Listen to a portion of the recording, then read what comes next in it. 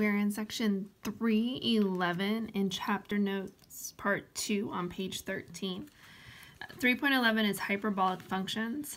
So it says certain even and odd combinations of exponential functions e to the x and e to the negative x arise often in mathematics and its applications. Many of you guys will see these later on in a lot of different classes. It's kind of your introduction to them. So the first thing is, and you can go ahead and read those, are definitions of hyperbolic functions, which is the first thing that we have here. You do not need to have this memorized. This would be given to you guys on an exam. And then the graphs of those hyperbolic functions are down there. Again, not something that you need to know.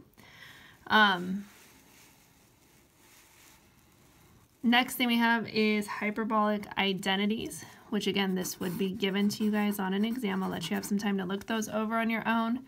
Likewise with the definition of a hyperbolic function up above. Finding the derivative, there's a proof down here that shows you how to find the derivative. You can look at also to kind of see what you think about that. Let me know if there's questions. This continues on to the next page where we have derivatives of hyperbolic functions, so into the calculus stuff. This would also be given to you guys. It's not something you need to have memorized. You might need to know them in another class and have them memorized then, but for right now, for us, for Calc 1, we do not. First example here says find the derivative of hyperbolic tangent of the square root of 1 plus x squared. I'm going to put dy dx equals outside function and an inside function. And we're going to go ahead and take the derivative of our outside function first. The hyperbolic tangent, the derivative of this is going to be secant, hyperbolic secant.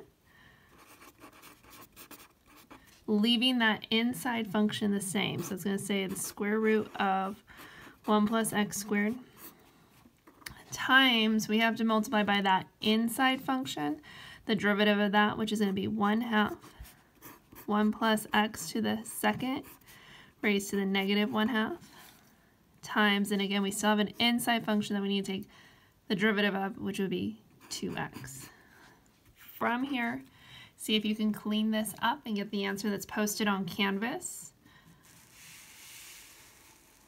So the next thing on here says, since hyperbolic sine and hyperbolic tangent are one-to-one functions, they have inverse functions denoted hyperbolic sine inverse and hyperbolic tangent inverse of x, restricting the domain of hyperbolic cosine to 0 to infinity. That will also have an inverse function. And going through this, it can be shown, these can be written in these certain ways. Next thing, I'll let you guys look at that on your own, is derivatives of inverse hyperbolic functions, and again, this would also be given to you guys.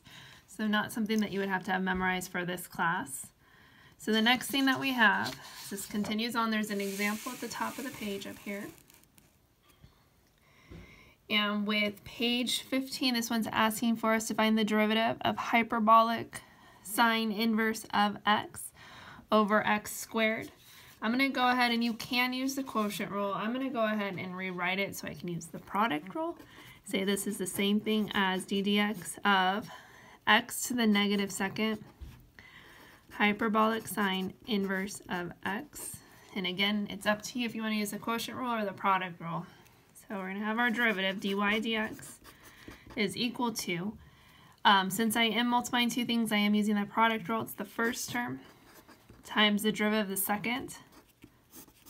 So the derivative of hyperbolic sine inverse of x, if you look on the previous page, is going to be 1 over the square root of 1 plus x squared. So going ahead and writing that down.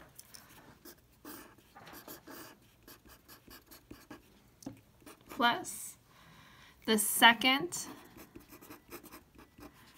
term times the derivative of the first, which is negative 2x to the negative third. From here, you can clean that up a little bit. I'll let you guys do that and see if you can get the answer that is posted on Canvas.